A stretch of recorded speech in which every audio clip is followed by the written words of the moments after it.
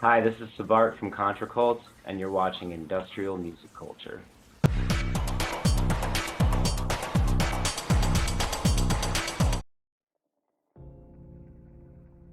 I grew up in New York City and definitely had no shortage of culture all around me all the time. I went to a lot of shows. I guess I kind of came up going to punk shows and metal shows and stuff more in the intense genre of music. I loved like DIY clubs and squats and anywhere there was like a more authentic show away from the kind of mainstream ideology of what music and live music is. Um, I grew up around the entertainment industry, so I definitely was exposed to art as a young kid, and um, through that found music and kind of found my voice a little bit more with music.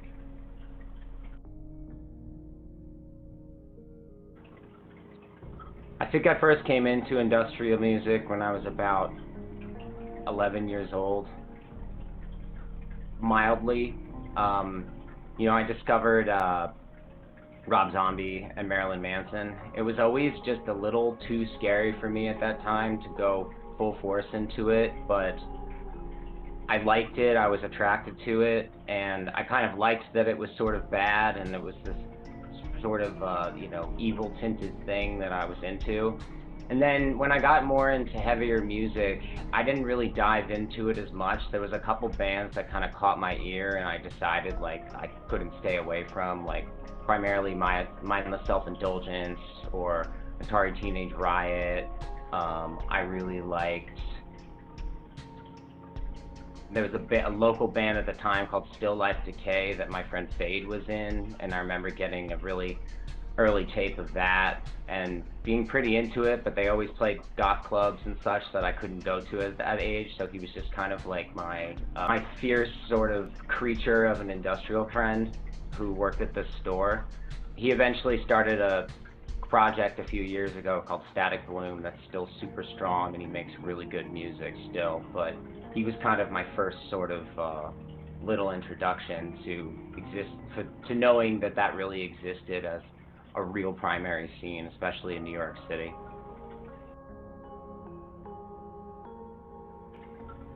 Started playing guitar when I was 9 years old, and even really early into that, I wanted to write my own songs. I think at my second guitar lesson, I had what I considered a song at the time with the three chords that I learned, and then just kind of went from there. I remember like learning how to record tapes and record stuff from this karaoke machine player we had at our house directly to tape, and I made little demo tapes of that. I plugged in this Casio keyboard that used to play, drum patterns and different sort of tracks along to it, specifically in some kind of genre.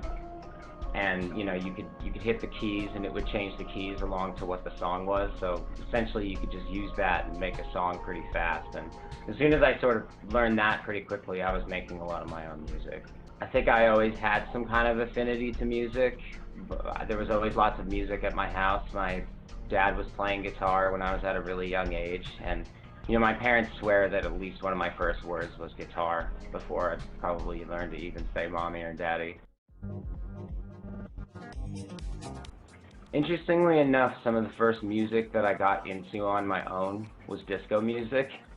The first music that I ever discovered on my own and I felt like was something that I knew outside of something that I was introduced to. I just became really obsessed with the rhythms and the bands and the dancing and the culture for whatever reason when I was about 9 years old. And Barry Gibb in particular was the reason that I wanted to play guitar. Through that and through my obsession with just 70s culture and in general, I really got into Kiss, which in so many ways is such a contradiction from disco, and like I basically had like this rumble between like Guidos and metalheads going on in my head musically. But it's funny how I feel like that kind of comes back around to my music development now, because what I developed a real affinity for and wanting to play was heavy music with dance beats. I would say Kiss and the Bee Gees were big ones for me. Through getting into Kiss and Thin Lizzy and Black Sabbath, I started discovering punk and metal and heavier music, and then just kind of went from there.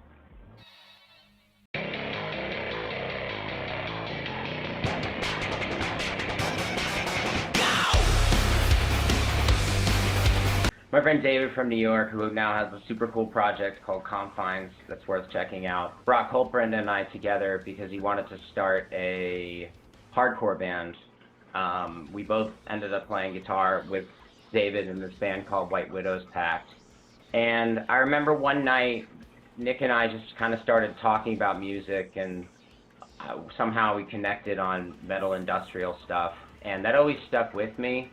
We kept kind of having more conversations about it until eventually I said, we got to start a band like this. No one's really doing this kind of thing right now. I hadn't even heard Three Teeth yet, so as far as I was concerned, like, putting a guitar in your band like that wasn't really as much of a thing. And plus, bands like Youth Code and stuff were kind of just popping up, and you know, there was starting to be some sort of resurgence of like a heavier sound away from the standard post-punk thing that had been going on for a few years then. And I bought an MPC and we started messing around with it. We called ourselves Hogwash in the beginning. There was a bunch of trial and error stuff. We finally started playing a bit and made a little bit of buzz around New York, enough so that Roadrunner ended up getting interested in us in a really early time, and we ended up going into this development deal with them. So during that time, we put the Hogwash project to a rest and started working with some new producers, writing some new stuff, kind of trying to reform out the band to come out as this different thing than we had initially started at. That was just a little more like refined and focused. Some dynamics between that deal and the structure of the company at the time, and some changes were going into effect, so there was a super long waiting period of really being able to put anything out, and a lot of terms of our agreement sort of changed, which was frustrating, and I think prolonged the experience of even being able to show the world what we were doing. Finally, we moved to Los Angeles and started releasing stuff in February of 2020 when we played our first show, and alas, COVID happened, label left, and we kept going.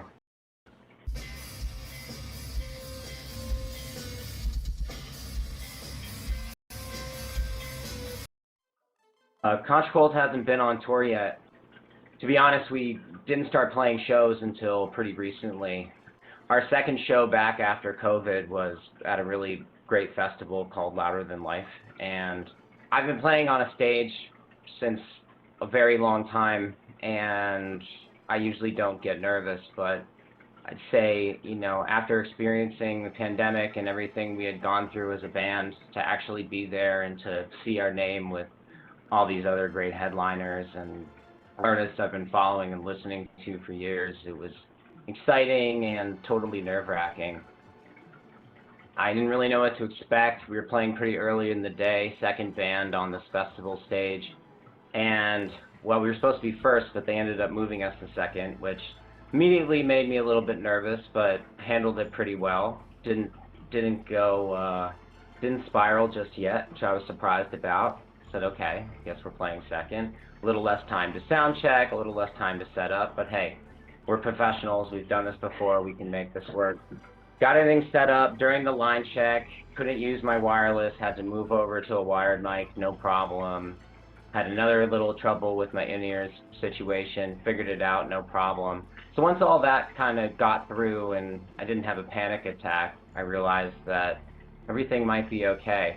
It wasn't until the intro started and I walked out on the stage, that period before is just my least favorite period of the day. I'm always thinking that track's gonna shut down, the stage is gonna collapse, Nick's gonna break a string.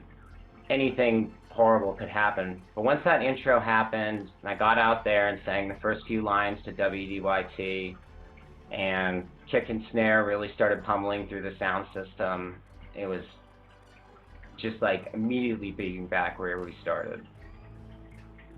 The release for Cult of Opposition was truthfully bittersweet, to say the least. I was really proud of what we had done. I really did want to release it to the world. I didn't want to wait any longer. But we had waited so long, and we had had such different expectations about where we were going to be, what we were going to do, what we were going to be able to do. So to just kind of have to put it out there in the world and know that you're not going to tour around it or do any kind of record release party or really sit with anybody and run into friends and talk about it or have any of those special moments that you really do when you release a record, and that we had created it when we were in this completely different headspace and this completely different mindset of what we were going to do. So it was hard, honestly. I also feel like it's not the most cohesive record because we didn't really have the opportunity to do that. When we recorded that, we were just in this place of, we didn't know what it was going to be. There wasn't any kind of like release plan. It was basically like, you're going out there to record a few more songs with this producer that works so we can get the bosses to give us a little bit more money to keep working with your band, essentially. And I'd always envisioned that being our first full-length record, and it wasn't. It was more of an EP, and we had to shove a couple things on the ins and outs and in between to make it more cohesive, and it just never really felt like it was what I exactly wanted to get out there. But at that point, just holding it back and trying to Frankenstein some kind of record around it and waiting for a whole nother session and time to go out and work with the producer and everything else that we were doing was just not, it had just been too long, and I was ready to just get it out to the world and start something new.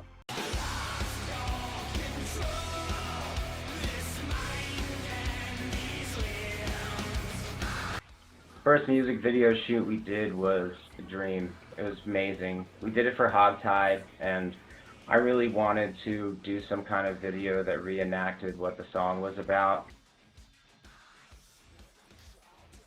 The song's about an experience I had at a wedding with a bridesmaid's sister and her amazing girlfriend who topped me in a hotel room and tied me up with my tension band, my drum rope, and beat me with my belt, and then just left my room without saying anything else to me.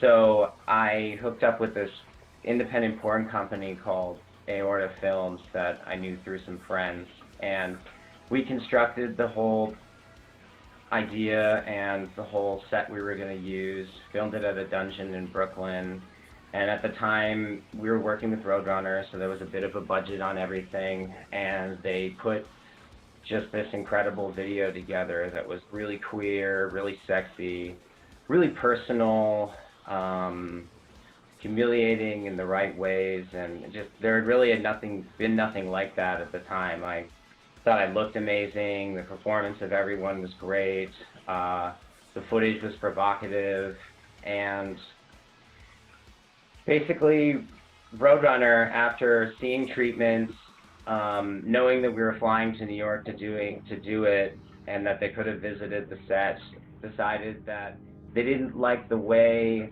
the video portrayed the artist, meaning me. When we asked them to elaborate on things, I really couldn't help but feel like there was a very queer-phobic element to it, which was immensely disappointing because I had been really open about my sexuality and that I was focused and wanted to portray a very strong aspect of that within this band, and had the opportunity to do this. And upon putting it out there with them, they really just told me flat out to my face that they didn't want that. It's equally as disappointing when you go through some of the videos and content that they have released with other bands, including stuff that's really violent and I think pretty misogynistic as well. So kind of gave me a little insight into how far behind the rock community really is.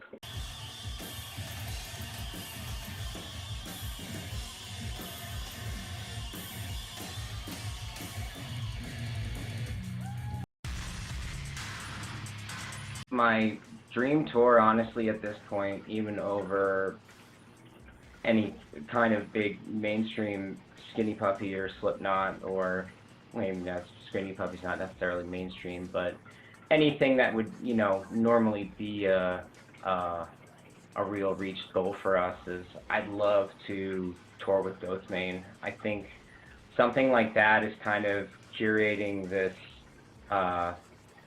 this new scene of industrial music that we have ahead of us, and I'd love to see someone like that focus on what kind of the smaller bands right now are doing and curate some kind of tour around that. I'd love it if, you know, Ghostmane could do a tour with someone like us and this band Black Magnet, a great band from LA right now called Fact Pattern, ViVi Vex,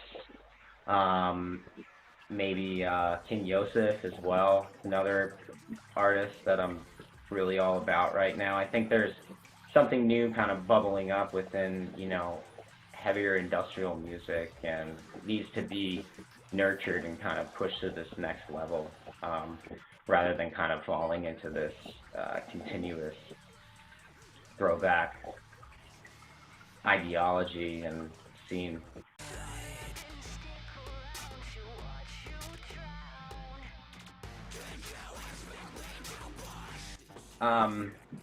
Last video we released was for a song called Drown. It was one of the first songs we actually wrote during this writing stage of the new Torment, and being broken down and just trying to write a record in LA when we couldn't do anything else.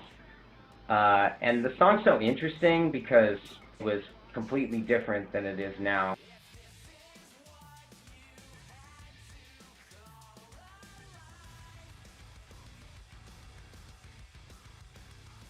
Had pretty much all the same parts, but they were all in completely different places, and there really was no cohesion. It was just parts kind of popping up where they popped up, and the parts were strong, and we were trying to structure it differently than what would be like a typical pop song, but it just wasn't really feeling right.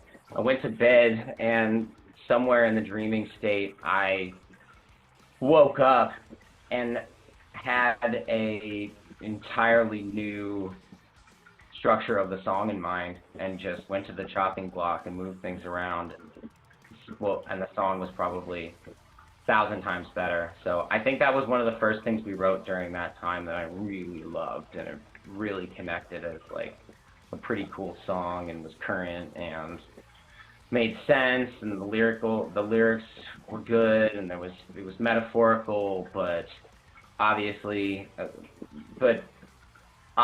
of what the purpose of it was for. And the video process was so amazing because we weren't even planning on making a video for that song. We were only planning on releasing one for Glutton in the Infirmary, and we had confirmed my friend Kyle, who I do slash tag with, and is a video director we had worked with a few times and have a great rapport with. And there's a really awesome director out in LA named Vicente.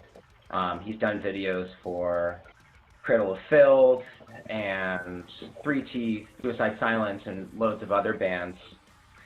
I had seen him working on a video with some friends of mine at the same studio that we shoot out a bunch called Monarch, for my friend Ashley Babb, and he had a really good resume and definitely had put out some nice work. And he talked to me at Bar Sinister one night and said he really wanted to do a video for us, and asked if he could, and pushed on it. And you know, Los Angeles is a large place of talk, so It's at this point, after just living here a few years, I really take those situations with a grain of salt and don't always have the highest expectations about it. But he was persistent and he followed up, and I thought he was really enthusiastic. And we had a meeting about it, and I didn't really have any like great ideas. I said waterboarding, drowning, splashing around in water, water, water, water. That's all I could really think because the song's called Drown. And he came up with a concept right off the spot that was really cool and knew exactly how he was going to shoot it, what he needed, exactly how much it was going to cost, and came to me with all of that. Everything was too good not to pass down, and it felt special and that we really needed to do it. So we did. We shot it in 2 days. All the waterboarding stuff was done at this Studio Monarch, inside and outside. For that splashing scene, it was really cool. Him and my friend Ian from Fact Pattern, who also worked on the video with Vicente, who's also a fucking great cameraman and a great video editor as well, built this little makeshift pool that was probably about a foot of water or so for us to splash around in. One of the last days of footage, we rented out this studio in LA that literally has a 5-foot pool in it with a window on it to film some of the other water scenes, and Vicente just nailed it on the edit and really threw everything together in this magical, beautiful way that just tells this really unique story, and never seen another video like it, so I love it. Contracult is kind of a revolving door of drummers, and at the time Nick Rossi, who we were working with, had another gig that night, so couldn't really be there to film a lot of that stuff. Plus, it's sort of a hard sell to ask a drummer to throw their drum set in a big vat of water and start banging on it and splashing around with it and, you know, getting it wet and having water flip up everywhere. So the studio just has these 2 big tin barrels, and I saw them there, and also had this awesome light up drum piece that my friends ViVi Vex made for me for the stage, and I thought, I think it would be a lot cooler if we just put something together with all of these pieces rather than trying to get together a actual drum set. I mean, this is an industrial band after all, so why not feature some of the other sounds that we used on this recording. It came out really cool, and I think it just gives those shots a very unique vibe. We brought our friend Jon Siren along to be the video drummer, who also played on the record, and he just really throws the whole thing together. Plus, let's face it, just looks absolutely magnificent with his shirt off. I mean, the man is just cut from ivory. He's just gorgeous. I like to walk out last during an intro. I'm sure that's relatively narcissistic, but I like that too because I kind of have the time to just reflect on the set and where I'm going with it, and you know, every moment of my life kind of leading up to that place. And some sort of like mild pain on the inside of my arm is always just a nice last minute rush of endorphins, sometimes with a pinwheel or something else a little bit sharp, not to lacerate me, but to at least remind me that I'm alive and that I'm up to do something that really gives and brings me life. I have a cool company that I started with 2 friends of mine, 2 very talented friends of mine, called /Tag Cinemas, and we make horror films. Right now, we started our company because all 3 of us want to work in horror movies in some ways. We have kind of collection of skills. I do all the music and mixing. We all have some sort of hand in directing, but I'd say Kyle handles the directing a bit primarily and also edits everything. Dylan is definitely our cinematographer. He's very visually minded and makes a lot of great visual art, and also makes the posters and designs some of the sets and costumes and look ideas, and just has such a knack for how something is supposed to look. And we got into it because we want to make our own stuff, and we also want to showcase some of our work so we can get hired on other projects. I think there's kind of still this super outdated idea that you need hands of a larger company or a bigger force to make art, and that's just simply not the case. If you want to make something and you want to be recognized for it, you should just do it and play it out to the world and not wait around for somebody. I also do Muay Thai. I've been doing it for a few years, and it's certainly a big passion of mine. Not much more beyond fitness and sparring. I'm not there to train for any kind of fights or make weight or anything, but I do like to take it seriously and practice it among friends and meet people and train at new gyms, and it's certainly a big part of my personality. I'm such a foodie that it's really hard to choose, because I think if I could eat one cuisine for the rest of my life, it would be something from the Eastern continents. I love Asian food, whether that be Thai food, Korean food, Japanese food. Probably Thai food over some of the other genres, but it's very close with everything. There's always different cravings I have depending on what's around. My drink at a bar, if I'm out drinking and you want to buy me a drink, would probably be a vodka soda.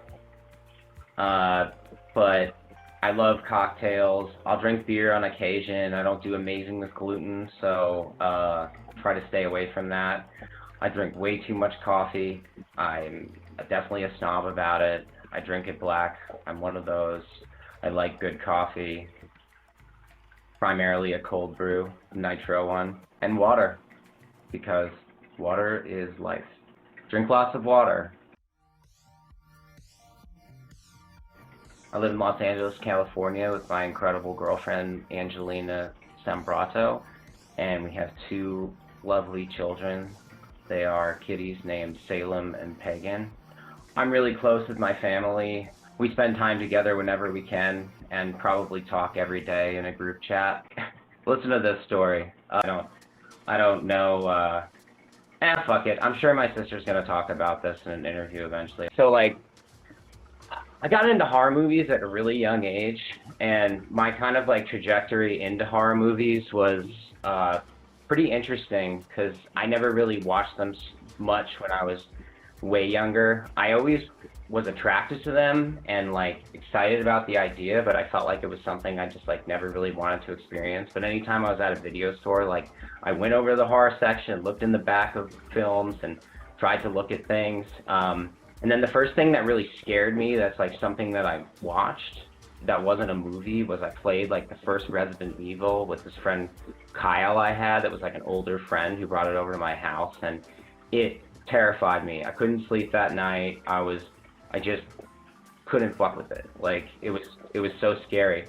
And then when the movie came out, I went to see it with some friends in like middle school, and it fucked me up. It really scared me. Like, but I powered through it, and it kind of just like made me want more. So I became like obsessed with Halloween. That just like Michael Myers became my guy. I watched all of them. I loved it. I got the mask. I was all about it. And the mask really fucking scared my sister. So years later, she comes into her own, starts to appreciate horror films a little bit more, starts getting into this genre, gets this offer to do Smile, talks to me about it, shows me a previous film that Parker worked out on the script and everything. I was like, you should go for this. I think this could be pretty cool. We all know what happened next with the success from that. She comes home one day and she opens a package, and it's a crown from Jamie Lee Curtis with basically a message that says, I've worn this crown for a long time as Scream Queen, and now I'm passing it on to you.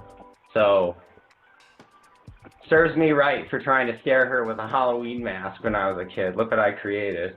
But shout out to my sister Sosie. She's the star of an incredible horror movie that's just been making waves since it was released, called Smile. It's doing astronomical things for the genre, and if you haven't seen it yet, it's breathtakingly incredible. Nazem, Judas Priest, and Madball. Nine Inch Nails, Skinny Puppy, put Atari Teenage Riot on there. In New York, I'd have to put St. Vitus as one of my favorites. I mean, I have such a home there, so, you know, maybe it's a pretty biased, obvious choice. I worked there, I played on the stage so many times with various different bands and situations. I'm very close with the owners. It was just one of my hangouts. I've seen some incredible shows there. And I just think it's like one of the best venues, like really curated for artists. I think that's a thing that I love about good venues like that are awesome in general. You know, Europe has this amazing way of really supporting, nurturing that idea, and I'd say the States are a little bit far behind with it, but occasionally when, you know, a group of people that have been in bands and touring and involved in music outside of like venue work for a long time, like open venues, you can just tell when you kind of walk into that space. There's another place in Georgia called the Masquerade that I think does a great job of this as well. The other cool thing about the Masquerade is that they're split up into 3 different rooms in different sizes. So depending on which night you're at, every room could be filled, or 2 of them could be filled, and it's just a really cool area and like good blend of everything. Roadburn was a great one, which I played with a band called Black Anvil that I was previously in. That's out in Tilburg, Holland, and it's cool. It's done in this space that's kind of similar to what I was saying before, except on like a much larger scale. And just have such a dedicated fan base there that's really primarily there for the music and really nothing else. I haven't had the opportunity to go to that many festivals that are curated more around industrial or goth music. Never went to Waves Gothic or Terminus or any of these other festivals in Germany, parts of Europe, which is a shame, and I really would hope to, because I think there's some people doing some amazing things in those places. The Danny Wimmer festivals that we got to play a few years ago, Aftershock, Welcome to Rockville, and Louder Than Life, are run incredibly well. They're very nurturing to all the bands. They have great staff. They have a really amazing workflow, and the fans there are really cool. And I think that they do a very good job of trying to curate like very current artists among the more mainstream stuff. You know, the year that we played, like, they included some people like us and even Dana Dentata. NASCAR Aloe is a really cool trap punk artist from LA, and, you know, Three Teeth, and they just broadened it much more outside the like Octane active rock radio new band kind of thing, and faceted themselves a little bit more into the underground these last few years. So I think it's great that they're taking the time to do that. We're slowly kind of piecing together a remix album. The idea was that it would be a remix album of the new Torment primarily. I'm not sure where that's going to go right now. We have a few other remixes of old songs that we haven't even had the opportunity to release yet, so maybe it'll just be a Contracult remix album, but I look forward to working on that. I do have some cool artists that I'm working with right now that I think are going to start pumping out some music that are more in the sphere of what all of us are doing. I'm working with this great artist from LA called Pain Behavior on something that's just super sexy, very homoerotic, heavy industrial fuckery. And then I have some stuff finally getting released with this cool industrial duo from Colorado called The Union. I have some stuff coming out with a really unique artist named ViVi Vex that I'm very excited about, and I think the world might be ready to hear. Besides that, I'm working on a ton of film scores, other compositions projects for a lot of other stuff, which I'm not supposed to talk about at this very moment, but hopefully will be able to be revealed soon. Keep your truth, keep your pain, keep your integrity, keep goth hard. Always try to hold on to your true, full, authentic self, which I think is harder than ever these days. There's no formula, there's no rules, there's no one way to do things. Let yourself live through experiences, ask questions, but make sure you're making the ultimate decision on them. We have a lot of really amazing artists popping up in Los Angeles right now and in the Southern California ever, just to name a few. Back Pattern Pain Behavior, Miss Trezz, Invalid.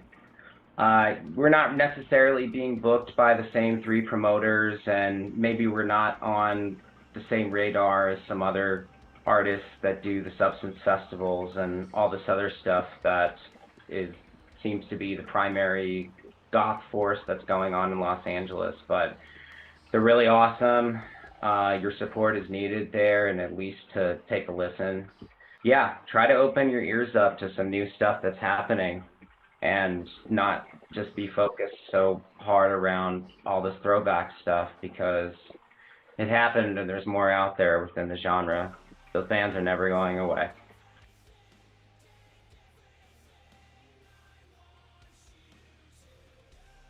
Thanks for watching, industrial people. This is Svart from Contracult, and we're here for you. Thank you, freaks, for all the support and listens and help along the way. Keep listening, and we'll keep making it. Keep goth hard.